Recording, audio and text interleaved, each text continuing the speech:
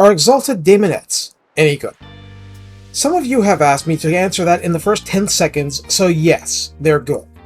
That is the consensus, and I do not disagree. It remains useful to address how. Recruited for 1250 favor and 313 upkeep per turn, on Ultra, you get 100 entities with 7,700 health between them. Armor is 15, physical resistance 20, leadership a solid 70, speed 54, melee attack starts out at 48, with both the magical attack trait and inflicting the charmed debuff for -8 melee attack to opponents. I mention this because different debuffs will stack, so this does not conflict with Soporific Musk.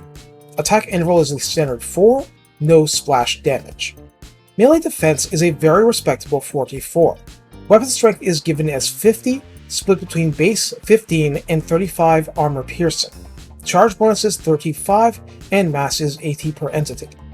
This unit inflicts fear, has devastating flanker, and has the Soul Scent passive, adding up to 50% more armor-piercing damage and up to plus 20 melee attack depending on the number of enemy units in range, which is 50 meters, that are wavering or lower in terms of leadership.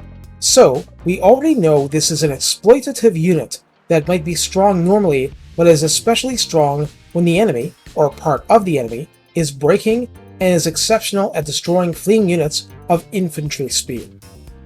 In the Nakari Redline skills, Demonic Inspiration adds plus 6 melee attack and plus 8 charge bonus at 3 pips, which reflects the tendency to get great redline buffs in the faction.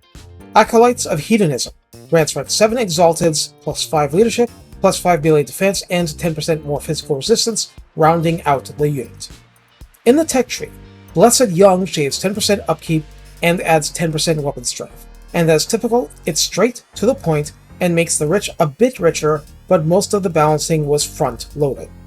So how do you use Exalted Daemonettes? Well, all those other benefits go with the devastating flanker ability. This isn't your ideal anvil unit even with the 30% physical resistance from that rank 7 redline skill. This is a broadly useful, hard-hitting, adequately melee defending, fast in and fast out brawler unit. It's not cavalry. These aren't chariots, but they make a large initial impact and then tear apart anything that would ordinarily resist base damage. Basically, I think you should use them aggressively, yes, but also as the second hitter while having Chaff take the first hits on the charge. It doesn't have to be ideal. Serving as an anvil while chariots rampage into the rear of your foe is just fine. You should just treasure these Daemonettes a bit more than usual and try to keep the enemy too disrupted and worried about other problems to focus on how their limbs are being chopped off at a steady pace. I think you need to be a little mindful of just how thin and light they are if you're taking attacks from cavalry and chariots, especially any with magical attack on them. But that doesn't exist often enough in the game to really worry about it.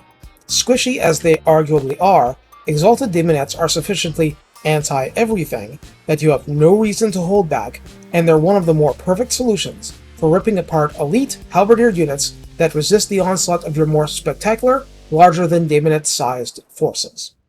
Take care, and have fun whipping your opponents good.